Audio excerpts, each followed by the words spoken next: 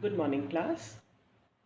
Since in class 11th we have done small functions of recursions, now we learn how to make a complete program on recursion.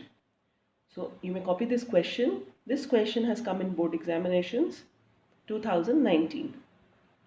Design a class armnum to check if a given number is an Armstrong number or not. You know that a number is Armstrong if the sum of its digits raised to the power of the number of digits is equal to the number.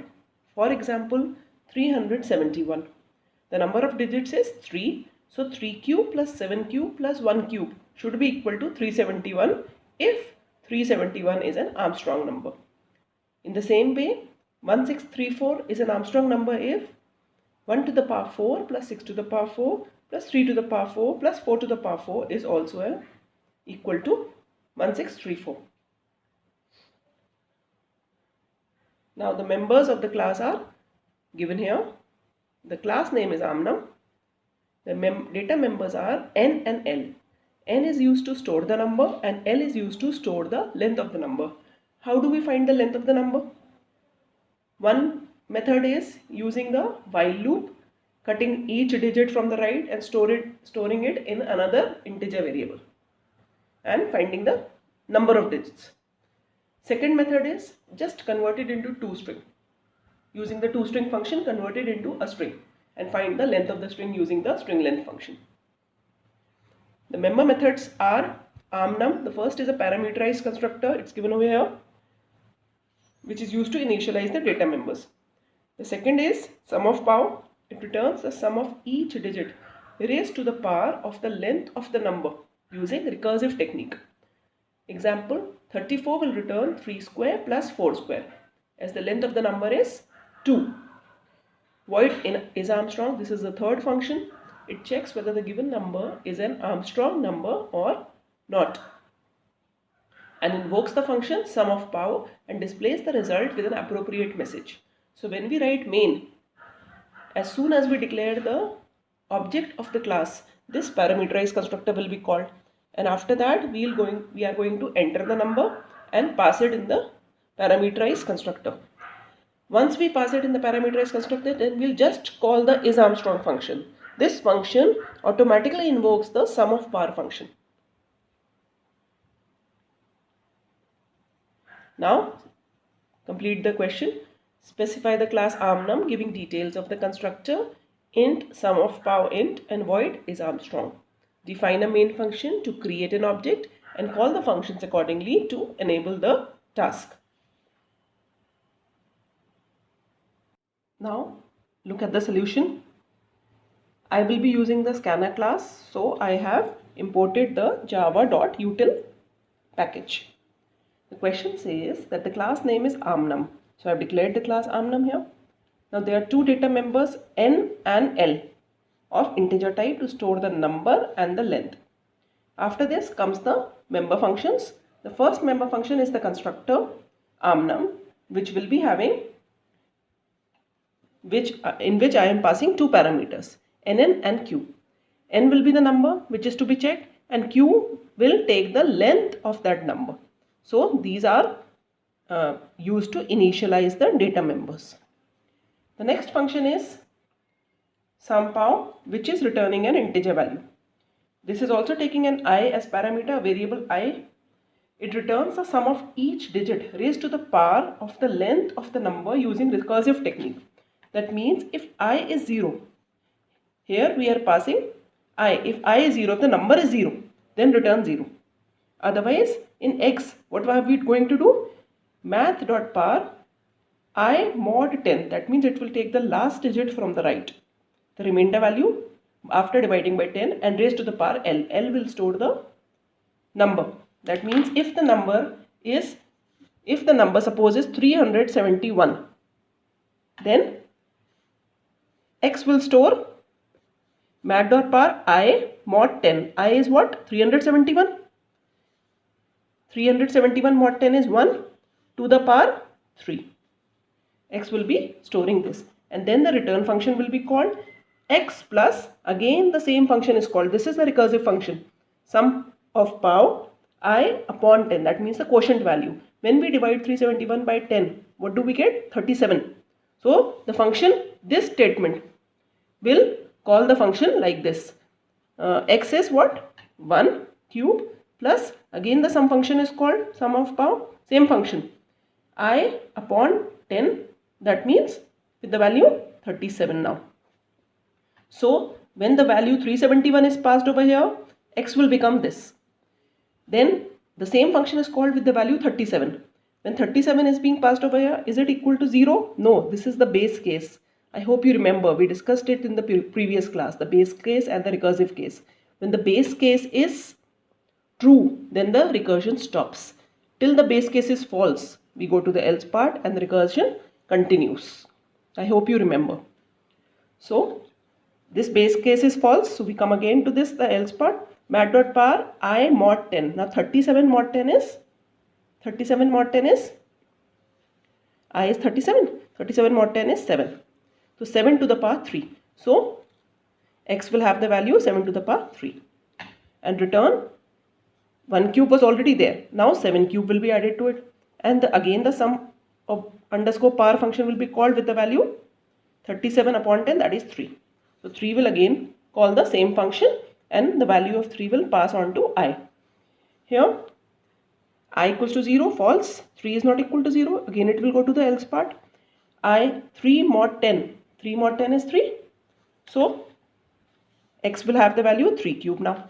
Now it will return, what it will return in the third part? 1 cube plus 7 cube plus 3 cube plus sum of power 3 upon 10. 3 upon 10 is what? 0. Clear? Now it becomes 0. So 0 is passed over here. It is true. Since it is true, it will not go into the recursive function again and it will simply return 0. Now where will this return value go?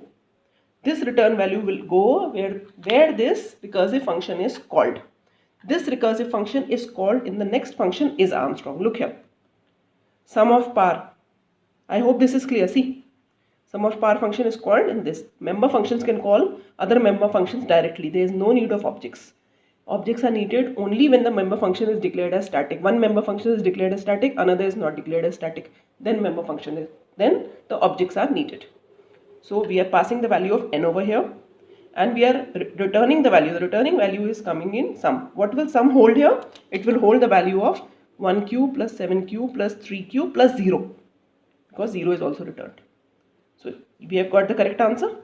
If n equals to sum, n is the original number. See, the original number went here in I in the beginning, but the original number was stored here in the data member n. So n will be compared with this sum. If 371 equals to 1 cube plus 7 cube plus 3 cube, then print n is an Armstrong number. Otherwise, system.out.println, n is not an Armstrong number. This is the third function. Now we come to main. First of all, we have declared the scanner class object sc, two variables num and q, enter a number in the variable num. Then we have converted into string. How do we calculate the size? Either we do it using the while loop or the do while loop, or we simply convert it to string. Integer.toString is a function. If we pass num as a parameter and store it in a variable of string type, then p will store the value of num as string. And then simply q equals to p dot length. So q will have the value 3. We have created an object of the class and passed num and q over here. This is the parameterized constructor which will be called. Num will be passed on to the parameterized variable nn and q will go into q. Now this ob.isArmstrong, the isArmstrong function is being called. So in isArmstrong we are going to call the sum of power function. This is the end of main, this is the end of class. Have a look at the program once again.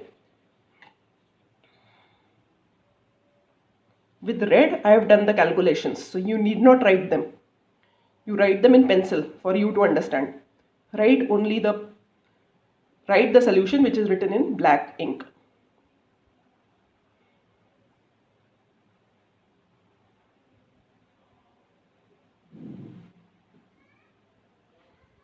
And the next page. I hope this program is clear how you are supposed to make. See, you have to make the complete program along with main. there will be only one recursive function. You all know how to do recursion to find the perfect numbers. We have done this in class 11th. To find factorial, to find Fibonacci series, we have done all this in class 11th. Now, you just have to change, you have to use that function in a program. That's all. I'll give you another question now. Now, this is another question which you have to try. Copy it down.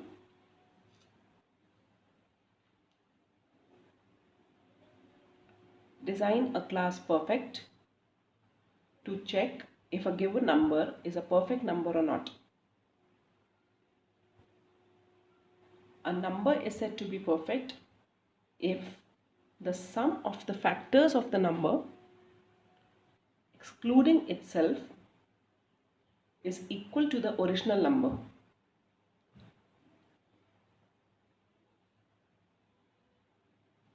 Example, the number 6.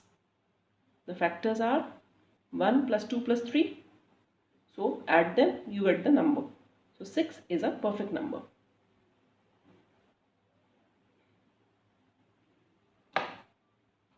Some of the members of the class are given below.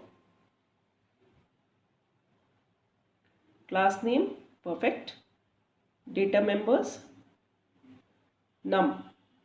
Then comes the member functions. First is a parameterized constructor to initialize the data member, num equals to nn. The next is sum of factors.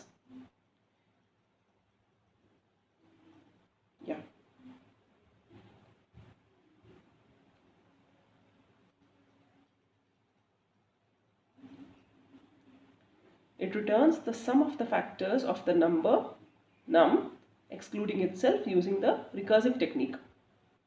The next is void check. Checks whether the given number is perfect by invoking the function sum of factors and displays the result with an appropriate message. Specify the class perfect, giving details of the constructor, int sum of factors and void check. Define a main function to create an object and call the functions accordingly to enable the task. This is another question which I would like you to write. Children, please try these questions on your desktop, laptops, yourself. And once you have made them, send me a screenshot of the program as well as the output in the group.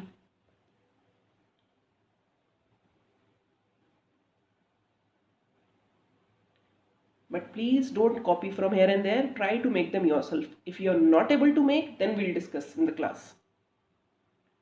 Copy it. A class palin has been defined to check whether a positive number is a palindrome number or not.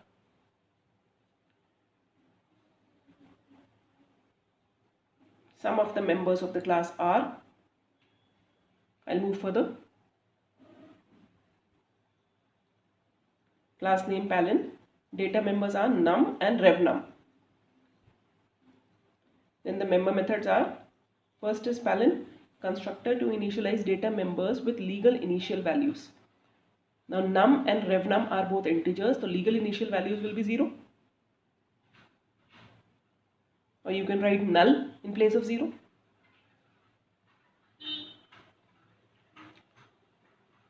Next is reverse function. This is the recursive function which reverses the parameterized argument y and stores it in revnum using recursion. Next is void check.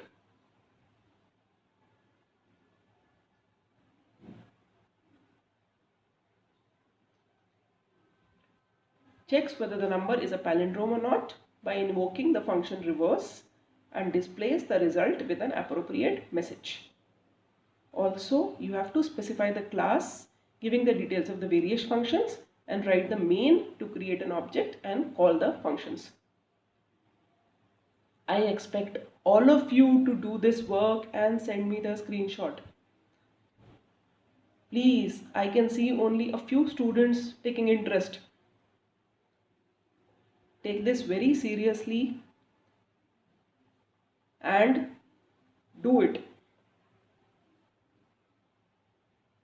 I'll stop the class here today, and I've already given you 2 questions as assignment. Thank you.